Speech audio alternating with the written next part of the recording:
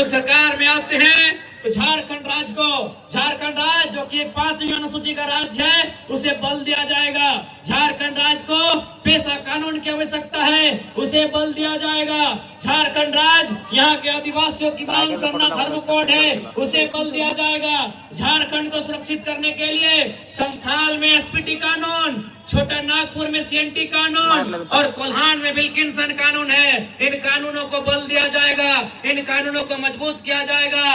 लूटते हुए झारखंड को, उजड़ते हुए झारखंड को बेहतर जाएगा। यहाँ के नौजवानों के रोजगार को छीनने से बचाया जाएगा। अगर जिला नहीं तो प्रखंड बाज लेंगे, लेकिन प्रदेश पर मारने नहीं देंगे।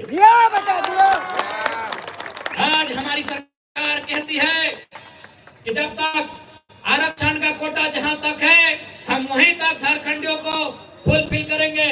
आरक्षण के बाहर जो गैर आरक्षित सीटें हैं वहां हम बाहर के लोगों को रोक नहीं पा रहे हैं। तो झारखंड की सरकार को हम एक संदेश देना चाहेंगे।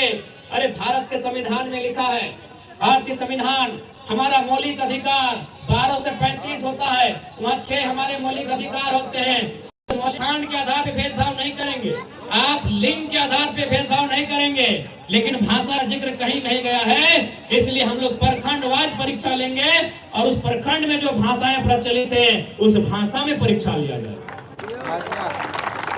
जैसे ये बेड़ो प्रखंड है, बेड़ो प्रखंड में यहाँ के लोग सादरी बोलते हैं। आदिवासियों में उराव समुदाय की आबादी है, वो कुड़ुक भाषा बोलते की भाषा है। रांची जाएंगे तो रांची में कुछ संथाली, कुछ मुंडारी, कुछ कुड़ोक, कुछ नागपुरी, कुछ कुड़माली, जो भाषाएं उस क्षेत्र की हैं उस भाषा में परीक्षा लेंगे। क्योंकि इससे क्या होगा कि जो प्रदेश के युवा हमारी नौकरियों में हकमारी कर रहे हैं उन्हें एक बैरियर लग जाएगा। कैसे? जैसे मैं बार बार उदाहरण देता हूँ, मेरा घर है धनबाद जिला, प्रखंड तुपचाची, वहाँ एक कहावत कही जाती है। जैसे अगर हिंदी में कहावत आया कि आग बबूला होना, इसका मतलब क्या होता है? मान के चलिए परीक्षा में एक सवाल पूछा कि आग बबूला इसका मतलब क्या होता है? टेढ़ा खीर इसका मतलब क्या होता है? कमर कसना इसका मतलब क्या होता है? तो इसका मतलब झारखंड के भी स्टूडेंट जानते हैं, बिहार के भी स्टूडेंट जानते हैं, यूपी, एमपी और हरियाणा के भी स्टूडेंट जानते हैं। लेकिन यदि मेरे क्षेत्र की भाषा में परीक्षा होगा, जैसे हमारे उधर गांव में एक कहावत कहा जाता है कि हाथ से छुटल माछ और बांधे गड़ल कांच घुर घुर नहीं पावाए, तो झारखंड के बाहर कोई समझ नहीं पाएगा। उस प्रखंड के स्टूडेंट जानेंगे, इसके अलावा यूपी, एमपी, बिहार, राजस्थान, हरियाणा के स्टूडेंट नहीं जानेंगे। लेकिन इनके पास विजन नहीं है, इनके पास प्लानिंग नहीं है। सबसे महत्वपूर्ण बात है, बहुत कम लोग हैं जिन्होंने संविधान को पढ़ा है। हाँ, 81 विधायक में 2-4 हैं जो पढ़े हैं, लेकिन बहुत कम, 90% लोग उनको मालूम ही नहीं आर्टिकल 15 और आर्टिकल 16 होता क्या है। उसमें आपके पास गूगल है, आप साफ साफ पढ़ लीजिए, आप वहाँ भाषा का कहीं जिक्र नहीं किया गया है। यानी आप भाषा के आधार पर परीक्षा लीजिए। जब वो बेड़ो प्रखंड में आएंगे हम सादरी में, कुड़ुक में परीक्षा लेंगे। जब रांची जाएंगे तो आपका नागपुरी में लिया जाएगा, संथाली में लिया जाएगा, कुड़माली में लिया जाएगा। हम तमाड़ जाएंगे तो मुंडारी में लिया जाएगा, कुड़माली में लिया जाएगा, पचपरगढ़िया में लिया जाएगा। यानी जो उस क्षेत्र की भाषा है उस क्षेत्र की भाषा में परीक्षा लिया जाएगा। इससे झारखंडी युवाओं का जो हक है उसमें हकमारी नहीं होगा। और पुनः कहेंगे कि झारखंड राज्य का मतलब केवल हेमंत सोरेन जी का परिवार नहीं होता है। मैं तमाम आदिवासी समाज से विनती करूंगा कि झारखंड राज्य मतलब बृहद झारखंड, झारखंड राज्य का मतलब एक विशाल झारखंड। केवल हेमंत सोरेन जी का परिवार ही झारखंड में, उस परिवार से बाहर भी सोचिएगा। आज उन्होंने आदिवासी के नाम पे क्या किया आपको भी मालूम है। आपको क्या दिया? 1000 रुपए।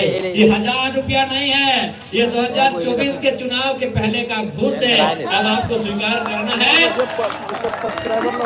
कि नहीं, ये घूस है, 24 के चुनाव से पहले का घूस है। यदि सरकार इतना ही खुश है तो 4 साल पहले लेके आते। 2 महीना वोट बचा है तब इनको याद आया मैया लोग का। भैया लोग कहाँ जाएगा? हम लोग जानता है। देखिए, सरकार को मालूम है कि नारी का दिल बहुत बड़ा होता है।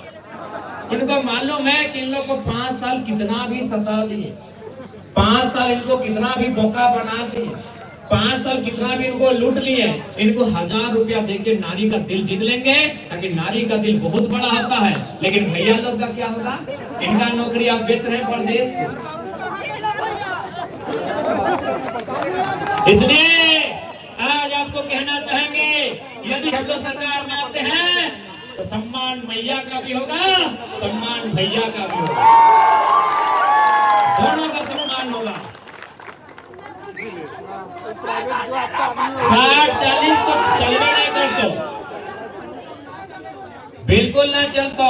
और साथ ही साथ कहना चाहेंगे, आज सीजीएल जेएसएससी की परीक्षा में जो धांधली गड़बड़ी का मामला प्रकाश में आया है, हम लोग छात्रों के समर्थन में हैं और झारखंड लोकतांत्रिक क्रांतिकारी मोर्चा तमाम मीडिया बंधुओं के माध्यम से सरकार को यह संदेश देती है कि आप त्वरित कार्रवाई करें और जो लोग दोषी हैं उन्हें जेल की काल कोठरी में भरने का काम करें, नहीं तो फिर 2024 में यही स्टूडेंट आपसे हिसाब लेंगे।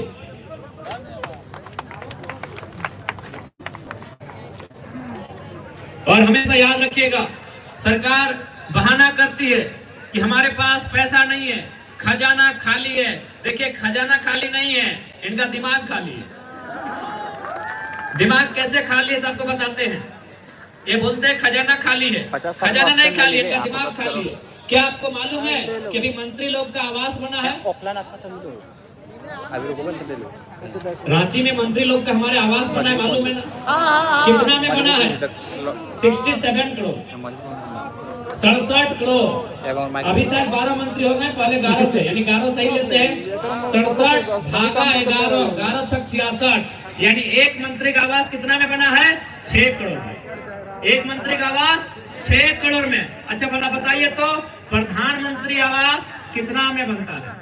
1 लाख। हमारे उधर 1,25,000 में, यानी एक मंत्री का आवास 6 करोड़, यानी 6 और 7 को 0, करोड़ में होता है 7 को 0, भागा देंगे 1,25,000 से, 0 काटेंगे 5 से करेंगे, रिजल्ट आता है 480। यानी एक मंत्री 480 को परिवार का आवास अकेले हड़प के बैठा है और बोलता है खजाना खाली है, बोलता है कि खजाना खाली है। इसलिए हम लोग अगर सरकार में आएंगे तो जितना भी इनको फैसिलिटी मिलता है सारा बंद हो जाए।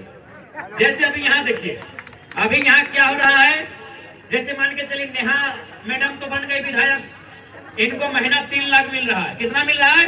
3 लाख। और इनके बाबूजी हैं पूर्व विधायक, उनको भी पेंशन 1 लाख मिल रहा है। तो हम लोग सबसे पहले पेंशन को बंद करेंगे, पेंशन बंद करेंगे, क्योंकि एक को विधानसभा में 150 को पूर्व विधायक भी है, तो 150 लाख बर्बाद हो रहा है। एगो को 1 लाख, 150 को 150 लाख, यानी 150 लाख रुपया बर्बाद हो रहा है कि नहीं? इसलिए हम लोग पेंशन की व्यवस्था को बंद करेंगे। अब आप कहेंगे कि ये कैसे होगा? आप पढ़िएगा भारत के संविधान शेड्यूल 7 को पढ़िएगा, उसमें राज्य सूची है, राज्य सूची में सेक्शन 38 से लेकर 42 तक पढ़िएगा।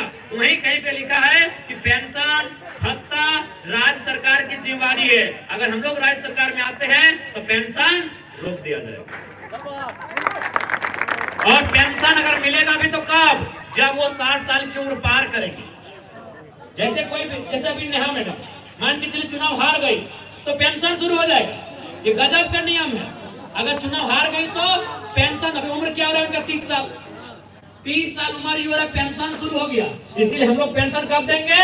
जब वो 60 साल पार करेंगे। अभी शर्त से हम लोग आप हमको राशन देते हैं 5 किलो, सो जाके इंक्वायरी करते हैं कि दलान ढलाई घर है क्या, 4 चक्का है क्या, बाप का नौकरी है क्या, तो हम भी इंक्वायरी करेंगे। इंक्वायरी के बाद लगे कि 60 साल में पेंशन मिलना चाहिए तो देंगे, नहीं तो नहीं देंगे।